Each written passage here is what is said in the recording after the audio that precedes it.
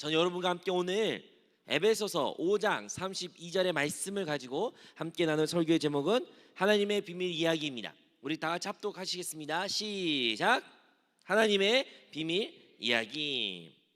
여러분, 외국인들이 한국에 오면 많은 것들을 보고 놀라고 또 새로운 문화니까 그들이 즐겨합니다. 근래 들어서 또 K 문화가 많이 외국에서 확산돼 가지고 많은 것들을 한국에 와서 그들이 드라마나 영화에서 봤던 것들을 직접 체험해가지고 놀라고 좋아했던 모습들이 여러 심심치 않게 뭐 텔레비를 통해서 아니면 직접 들어서 알 수도 있습니다.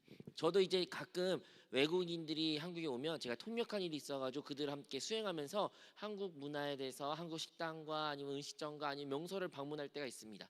근데 제가 잊지 못할 하나의 에피소드가 하나 있는데요. 그들이 이제 어느 날 지나가는데 저 식당 이름이 무엇입니까? 라고 했을 때 제가 말했습니다.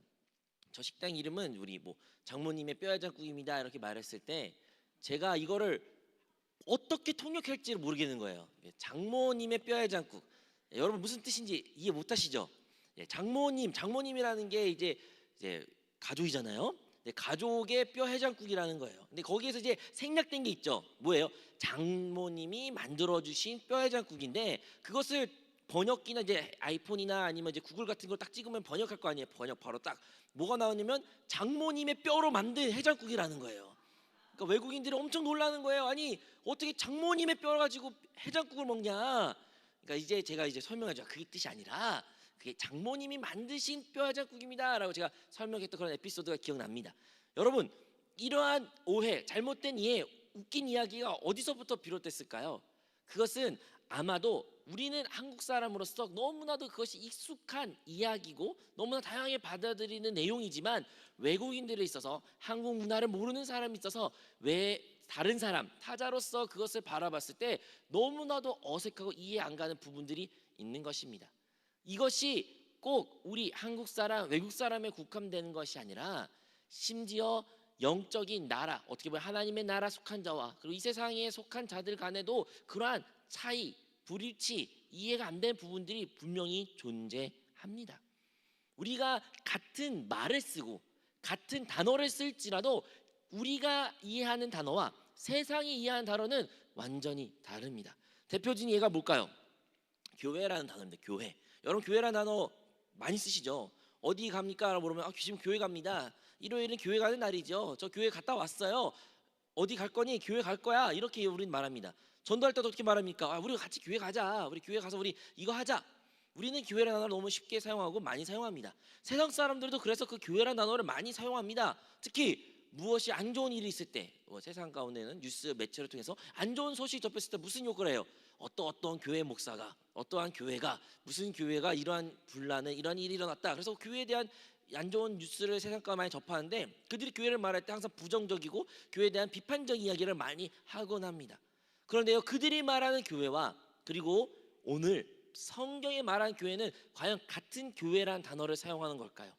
한국말로는 교회 한 단어는 같은 단어이지만 진짜 그들이 사용하는 참된 의미는 같은 의미로서 사용하는 것일까요? 오늘 여러분과 함께 이 교회의 참된 의미를 알려고 합니다. 우리가 교회에서 제가 전도 나갈 때 특히 예수 믿으세요. 하나님은 당신을 사랑하십니다. 예수 믿고 영생 하나님의 나라의 백성이 되세요. 이런 말을 했을 때 어떤 사람 이런 말은 있어요. 나도 옛날에 교회 다녔다. 그러세요? 그럼 지금도 다니시나요? 지금은 안 다닌대요. 그러면 물어봅니다. 왜 안 다니시나요? 여러분 왜 안 다니는 것 같아요? 뭐 이유는 만 가지고 다양할 수 있지만 뭐 대표적인 이유가 여러분 딱 생각나는 게 뭐예요? 교회에 상처를 받아서. 내가 옛날에 교회 다녔는데 교회에 상처를 받아가지고 내가 지금 교회 안 다닙니다. 이런 얘기를 합니다. 여러분 교회에 상처를 받았다. 우리는 그러시구나 안타깝네요. 그래도 예수 믿으셔야 돼요. 그래 교회 다니셔야 돼요. 우리 이렇게 말하지만 여러분 그 교회를 상처를 받아서 내가 지금 교회를 안 다닙니다라는 말이 과연 올바른 표현일까요? 정말 그게 참된 말일까요? 오늘의 본문의 말씀 우리가 보면 무슨 얘기 나옵니까? 바로 이 비밀이 크도다 나는 그리스도와 교회에 대해서 말한다라고 말합니다. 여기서 이제 비밀이라는 단어가 나오죠. 오늘 설교 제목 나온 것처럼 비밀. 여러분 비밀은 무엇입니까? 누구 특정한 사람만 아는 거예요. 그리고 그 아는 것을 다른 사람들 모르는 것을 우리가 흔히 그것을 비밀이라고 말합니다. 이 비밀에 대한 또 오픈 이야기가 하나 있는데 바로 한 남자 여자가 서로 사랑해서 데이트를 하다가 이제 그 남자가 여자를 너무 사랑한 나머지 이제 치킨집으로 갔는데 자기가 가장 아끼고 사랑하는 치킨 다리의 두 다리를 그 연인한테 줬대요. 맛있게 먹으라고. 여인이 너무 맛있게 먹는 거예요. 그리고 결혼했습니다. 그리고 죽을 때까지 평생 동안 그 치킨 다리를 항상 양보해줬고 항상 먹게 해줬어요. 이제 죽음의 문턱 앞까지 이제 오랫동안 같이 살았고 평생 살았으니까 이제 죽음 앞까지 이제 아내를 불러서 말합니다. 여보, 내가 평생 동안 한 가지 비밀이 있는데 내가 당신에 말하려고 해. 뭐야? 내가 사실은 닭다리 항상 당신에 줬지만 나 닭다리를 너무 좋아해. 너무 좋아한 건데 근데 당신 너무 사랑 나머지 항상 내가 양보해줬어. 나의 마음을 이해다오. 이를 말했답니다. 근데 그 아내가 한 말이 여보, 나도 비밀이 하나 있는데 나는 닭다리 싫어해. 나는 퍼석한 이 닭가슴살을 좋아해. 근데 여보가 항상 양보해줘가지고 싫단 말을 못하니까 항상 내가 맛있게 먹었어. 근데 난 사실은 닭다리 안 좋아해. 이런 이야기를 했답니다. 여러분 되게 웃기면서도 슬픈 이야기인데 무슨 이야기예요 여기서? 서로 서로에게 비밀이 있었던 거예요. 나만의 가졌던 비밀이 있는데 이 비밀을 서로로 말하지 않을 때 어떤 일이 일어납니까? 오해가 일어납니다. 정말로 잘못된 서로 생각하고 서로 그렇게 최선을 다했다고 했지만 알고 보니 그들이 서로 싫어하는 것들을 서로 여태까지 해왔던 일들이 일어나는 것입니다. 그래서 비밀을 아는 것이 중요합니다. 우리가 그 비밀의 내용을 알지 못한다면 우리는 완전 잘못된 방법과 우리가 생각한 게 잘하고 좋은 것을 행했던 그 모든 일들이 누구에는 싫어했던 일이고 힘들어했던 일이고 그들에게 마음에 상처 준 일이 될 수도 있습니다. 심지어 하나님의 일에는 더더욱 그렇죠. 그래, 오늘의 하나님의 비밀이 뭡니까? 내가 이 비밀을 말한다. 사도 바울이 계속 말하죠. 그 비밀의 내용은 딱 두 단어로 나오는데 하나는 뭐예요? 그리스도와 교회다라는 것입니다. 그리스도와 교회. 즉 우리 하나님께서 우리에게 이 세상 사람들이 알지 못하는 비밀이 있는데 그것의 비밀이 무엇이에요? 그리스도와 교회라는 것입니다. 여러분 세상 사람들요 그리스도란 단어 압니다. 예수님이라는 단어 알아요. 세상 사람들도 교회 단어 압니다. 그런데요 그들이 알고 있는 그 단어의 의미와 진짜 하나님이 갖고 있는 그 비밀의 참된 뜻은 완전 다르다는 것입니다. 여러분들은 어떻게 알고 계십니까? 여러분 오늘 이 본문의 말씀은 에베소서 5장에 나온 말씀인데 이 말씀에 좀 상반을 오늘 읽지 않았지만 무슨 이야기가 나오냐면 바로 남편에 대하여 아내에 대하여 이야기가 나옵니다. 우리가 잘 알고 있는 것처럼 아내들에게 어떤 얘기합니까? 남편에게 복종하라. 하나님께 그리스도께 복종하듯이 남편에게 복종하라. 남편들에게도 말합니다. 너는 아내를 사랑해라. 어떻게 해요? 그리스도가 교회를 사랑하듯이 그리스도가 자기의 목숨을 바치듯이 너의 아내를 사랑하라 하면서 이것이 하나의 몸이다라 말하고 그 다음에 오늘 본문의 이야기가 나온 겁니다. 여러분 바로 그리스도와 교회가 하나인 것처럼 그 부부도 하나인 것처럼 오늘도 우리가 이 비밀의 내용이 중요한 것이 무엇입니까? 그리스도와 교회는 하나라는 것이에요. 그리스도와 교회는 하나이다. 부부가 하나인 것처럼 그리스도와 교회도 하나이다. 여러분 그 사실을 알고 계십니까? 그리스도와 교회가 하나인 것을 알고 계십니까? 그것에 대해서 좀 더 구체적으로 한번 나누려고 합니다. 자, 그러면 그 첫 번째 교회는 무엇입니까? 우리 그리스도는 예수님에 대해서는 여러분 많이 익히 들은 것이 있을 수 있어요. 교회 생활, 신앙생활 오래 하면 많이 알죠. 예수님은 하나님의 독생자이시고 하나님이시고 말씀이셨고 이 땅에 오셨고 나를 사랑하시고 나를 위해 모든 물과 피를 쏟으시며 나를 위해 죽으시고 부활하시고 승천하시고 지금 보혜사 성령 나와 함께 하시다. 많은 이야기를 알고 있는 그 그리스도이지만 그 그리스도와 교회는 하나였을 때 그 하나의 참된 의미가 무엇일까요? 첫 번째 교회라는 것은 다름 아니라 그리스도 자신이라는 것입니다. 우리 한번 성경 말씀을 읽어보려 합니다. 고린도전서 12장 12절의 말씀인데요. 우리 같이 합독하겠습니다. 몸은 하나인데 많은 지체가 있고 몸의 지체가 많으나 한 몸인과 같이 그리스도도 그러하니라. 27절의 말씀이에요. 너희는 그리스도의 몸이요 지체의 각 부분이라. 자, 여기서 말하는 그리스도의 몸이고 여기서 너희를 말하는 것은 교회를 말하는 것입니다. 교회와 그리스도는 몸이다라고 합니다. 그리스도는 교회의 머리이시고요. 교회는 그리스도의 몸이다. 우리가 잘 알고 있는 이야기죠. 근데 이것은 무엇을 의미하냐면 하나란 것을 의미해요. 교회와 그리스도는 분리될 수가 없습니다. 우리는 그리스도와 교회를 생각보다 많이 분리하는 생각을 가지며 살고 있지만 사실 이 둘은 결코 분리할 수 없습니다. 여러분 마치 제 머리가 여기 있습니다. 그리고 제 몸이 여기 있죠. 제 머리와 이 몸은 하나입니다. 양진석 목사라고 말했을 때 결코 양진석 목사의 머리만 목사라고 생각하지 않습니다. 이것이 하나일 때가 목사인 겁니다. 몸만 생각해서 목사라는 것도 아니에요. 마찬가지로 우리가 그리스도를 말할 때, 그리스도라고 말할 때 여러분 교회가 빠질 수가 없는 것이에요. 우리가 그리스도라고 말할 때 반드시 그것에 교회가 있는 것입니다. 반대로 말하면 교회는 그리스도에 포함이 됐다. 그리스도라는 것입니다. 여러분 이 사실을 우리가 기억해야 돼요. 그래야 우리는 이것이 그냥 비유적인 것이 아니라는 것을 알아야 됩니다. 그냥 비유적인 의미일 거야. 그냥 비유일 거야. 그냥 상징적인 의미일 거야. 결코 아닙니다. 결코 아니에요. 우리가 이게 육체 3차원 세계에 있을 때는 그렇게 비유적으로만 이해할 수 있는 것처럼 느낄 수 있지만 영적인 실제에서는 주님의 몸된 교회는 하나인 것입니다. 주님과 하나입니다. 그러므로 첫 번째 우리가 기억해야 되는 것은 교회는 그리스도 그 자체라는 것을 우리는 모두 기억해야 될 줄로 믿습니다. 두 번째로 우리가 기억해야 되는 것은 교회는 바로 그리스도의 충만함이라는 것입니다. 우리 골로새서 3장 10절에서 11절 말씀인데요. 우리 같이 한번 합독하겠습니다. 새 사람을 입었으니 이는 자기를 창조하신 이의 형상을 따라 지식에까지 새롭게 하심을 입은 자니라. 오직 그리스도는 만유시요 만유 안에 계시니라. 아멘. 자, 여기에서 나온 새 사람은 다름 아니라 교회를 말하는 것입니다. 교회를 말하는데 교회 안에는 그리스도밖에 없고 그리스도로 충만하다. 그리고 그리스도는 만유시다, 충만함이다 라는 단어가 나옵니다. 에베소서 1장 22절에서 23절 말씀 우리 또 한번 읽겠습니다. 시작.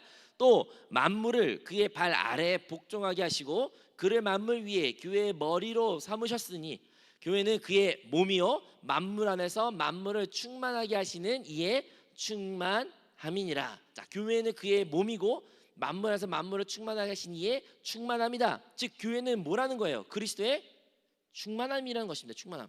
이 말이 어려워요. 그죠? 충만함이 뭔 뜻일까? 충만하다. 이 원어에서 이 충만하는 단어가요. 사용한 단어가 바로 플레로마라는 단어입니다. 플레로마. 이 단어는 이제 영어로는 fullness라는 뜻인데 이 단어가 사실은 언제 사용되냐면 첫 번째는 바로 완전하다 할 때 충만하다는 의미예요. 완전하다. 그러니까 어떠한 부족함이 있어가지고 이것을 보완해야 되고 다른 것으로 그것이 있을 때 완전해진 것이 아니라 그것만으로도 충만하다. 완전하다. 어떠한 문제도 없다. 무호하다. 이러한 충만함을 첫 번째 의미를 가지고 있습니다. 또한 두 번째로 어떤 의미라면 전체적인 충족이 됐을 때 이 충만함을 말합니다. 즉 우리가 대부분 알고 있는 모든 것을 포함하고 있다. 만유. 그러니까 모든 것에 그 안에 있다.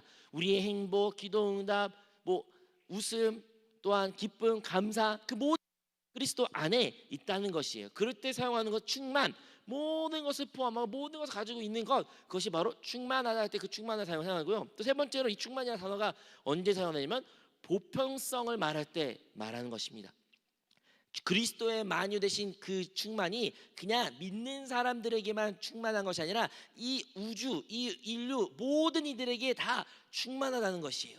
즉 그리스도는 우리의 소망이 되시며 그리스도의 세상의 빛이 되시며 그리스도는 우리의 소망이신데 그것이 어디에만 국한된 것이 아니라 믿는 이들에만 국한된 것이 아니라 믿지 않는 자들에게도 동일하게 역사한다. 그 충만함을 의미하는 것입니다. 여러분 우리는 압니다. 뭘 알까요? 그리스도가 우리의 소망이시다. 그리스도의 우리의 유일한 길이시다. 우리의 유일한 생명이시다라는 것을 우리는 알고 있습니다. 그것은 우리에게만 국한된 이야기가 아니라 믿지 않는 이 세상 아직 흑암에 있는 모든 이들에게도 그 말은 동일하게 역사하고 있다는 것입니다. 그것이 충만한 의미에 포함되고 있어요.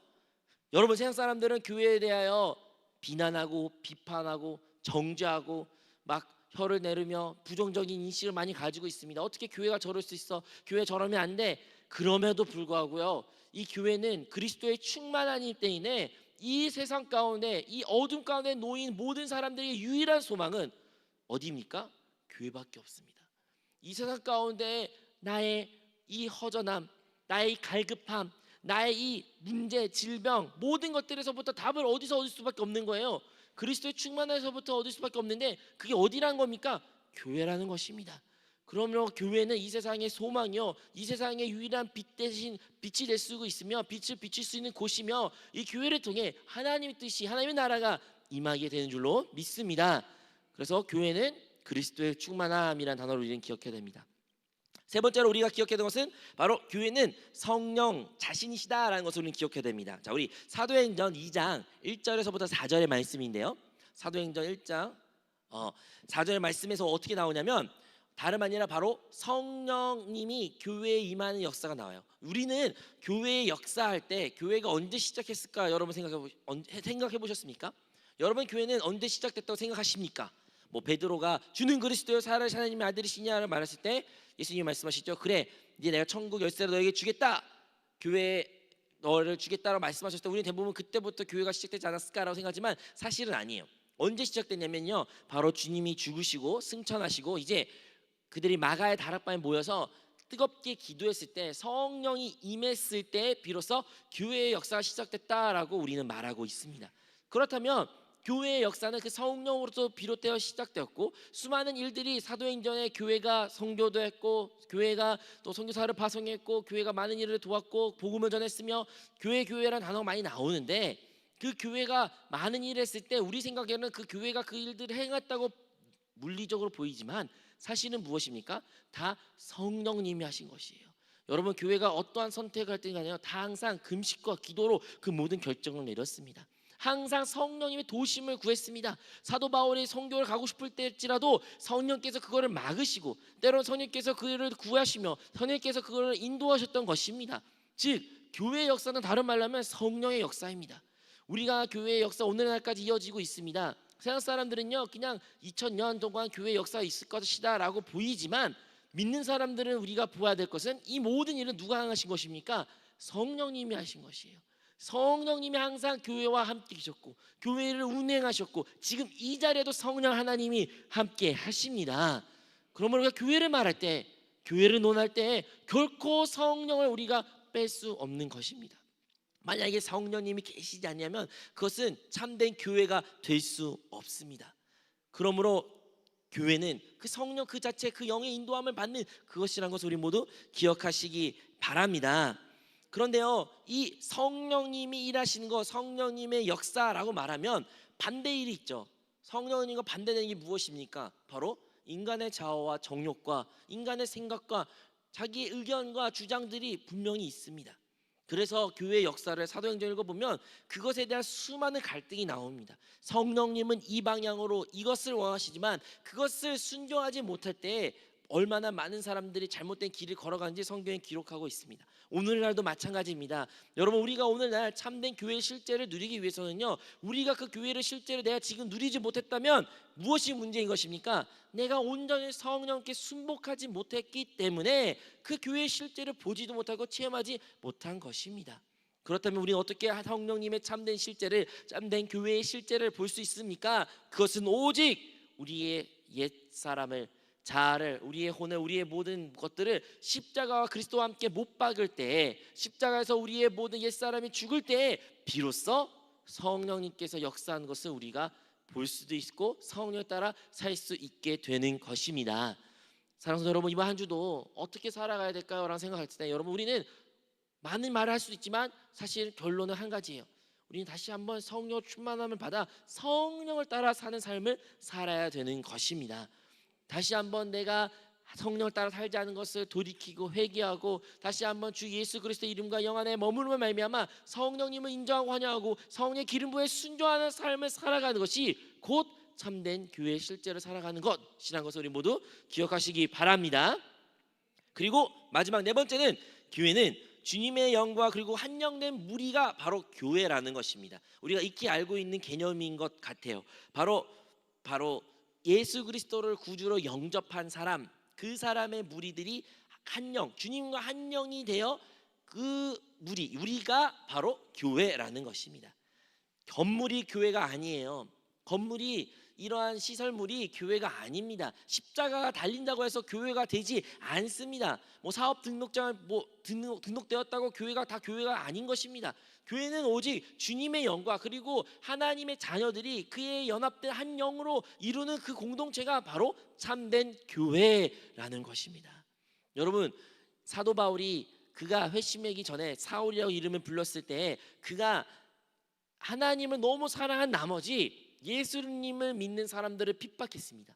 그는 예수님을 믿는 것을 이단으로 정죄하여 예수 믿는 사람들을 다 감옥에 보내거나 그를 죽이려고 했던 사람이 사울, 바울이었던 사람입니다. 그런데요, 그가 이제 또 다른 예수 믿는 사람을 핍박하기 위하여 다메섹, 오늘날로 말하면 다마스쿠스를 향하여 가는 길에 하늘에서 빛을 보게 됩니다.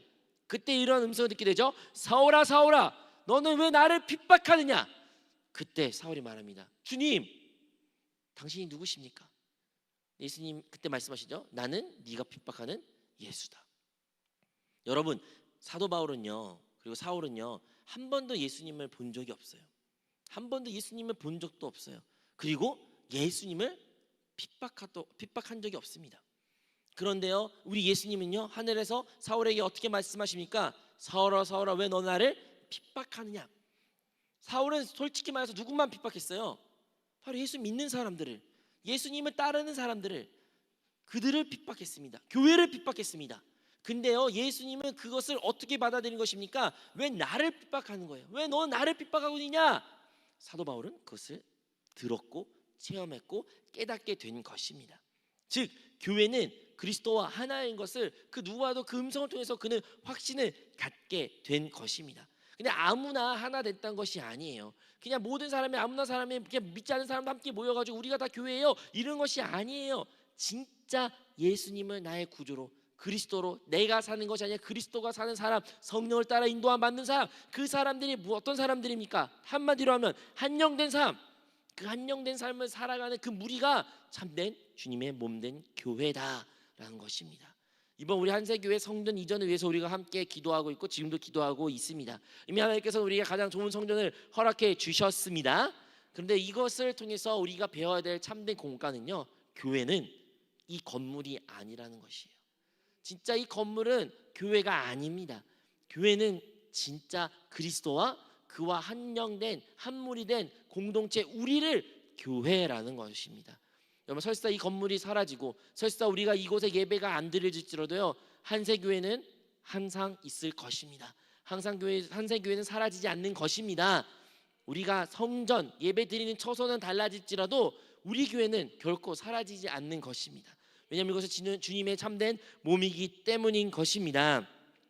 그런데 유감스럽게도 세상 사람들은 교회에 대한 잘못된 자신만의 인식과 이해를 가지고 교회에 대한 정의를 내립니다. 교회는 말이야 이런 것을 해야 돼, 교회는 이런 거고, 교회는 저런 일을 해야 되고, 교회는 저런 모습을 가져야 되고, 그리고 그것을 자기가 생각하고 자기가 정의 내린 것에서 부합되지 않으면 어떻게 말합니까?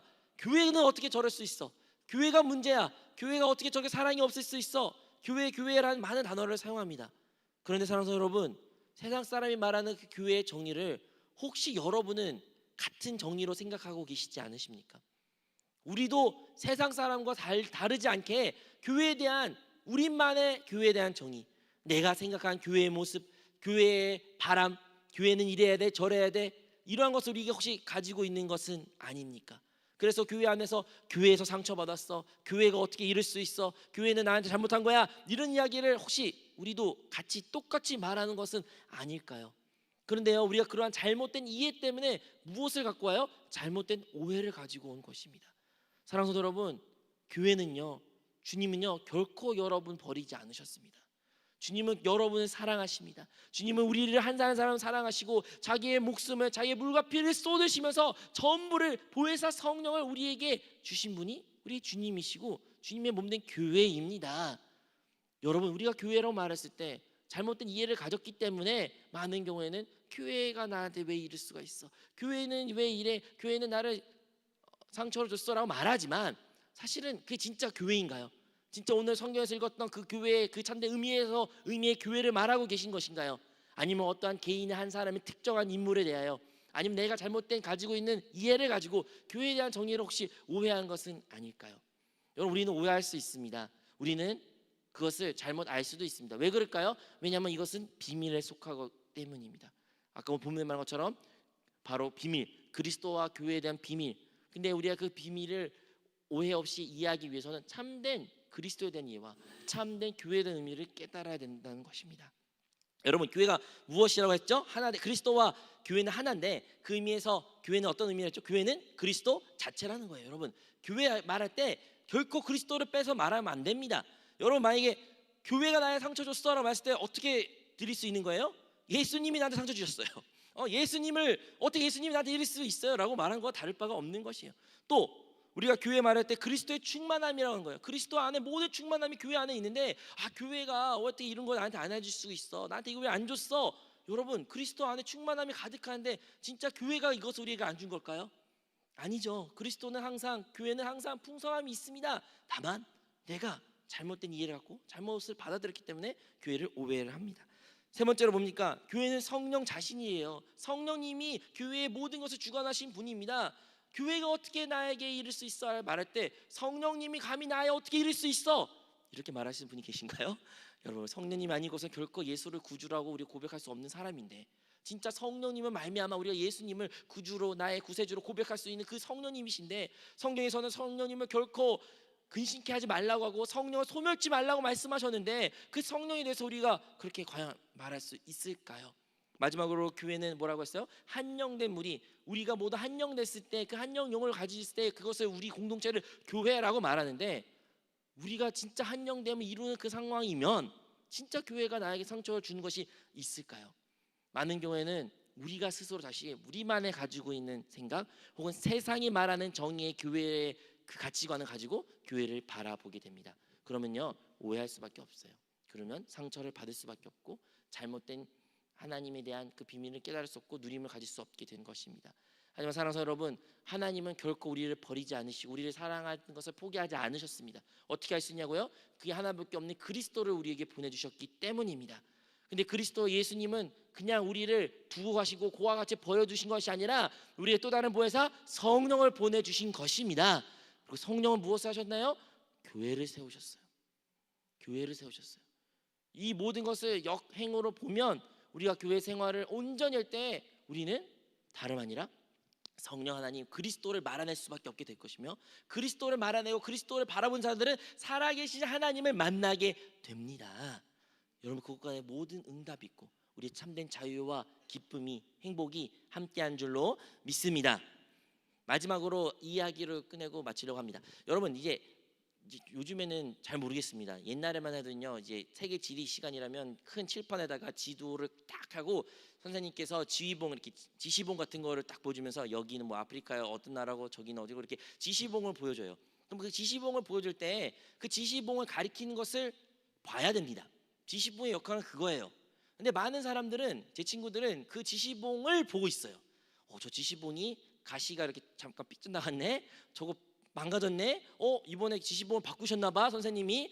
이번 거 더 비싼 거 쓰나봐. 이런 거래. 여러분 지시봉의 역할은 사실은 그 참된 내용을 보여주는 것인데 그것은 보지 않고 그 지시봉만 바라봤던 제 친구들 모습과 같이 오늘날에도 우리 신앙생활 가운데 참된 실제를 참된 우리에게 보여야 될 것을 보지는 못하고 다른 거에 우리의 마음과 생각을 너무 빼앗긴 나머지 그것을 보지 못했다가 많이 있는 것입니다. 그리스도와 교회 우리를 그것을 통하여 우리의 무엇을 결국에는 보여주는 것입니까? 그 살아계신 하나님을 우리에게 인도하는 것이에요. 우리가 이 땅 가운데 잘 먹고 잘 살고 나 배부리 먹고 문제 없이 살고 모든 것이 만족한 삶 그것을 원하지만 그것은 그냥 부가적인 하나님의 축복에 불과한 것입니다. 그것이 우리의 목적이 아니라는 것이에요. 왜 우리가 이 세상 가운데 삽니까? 왜 우리 삶 가운데 하나님이 복을 주실 때도 있고 때로는 환난과 고난과 고통이 주실 수도 있습니다. 왜 그런 것들이 일어난 걸까요? 왜 우리 인생이라는 것이 있을까요? 결국에는 우리 인생은 우리의 삶은 하나님께 나아가기 위한 하나의 표대로 보여주는 것뿐인 것입니다. 사랑하는 여러분, 근데 그것을 어떻게 통해 갈 수 있습니까? 어떻게 하나님을 만날 수 있습니까? 다름 아니라 교회를 통해서 성령과 그리스도를 통해서만이 우리는 하나님께 나아갈 수 있습니다. 그러면 우리 오늘 설교 제목처럼 하나님의 비밀 이야기 여러분이 익히 알고 있던 이야기 있을지라도 다시 한번 그 참된 그 비밀의 의미를 깨달아 말미암아 하나님 안에서 참된 교회 생활을 누리는 우리 모든 성도님이 되시기를 주님의 이름으로 소망합니다.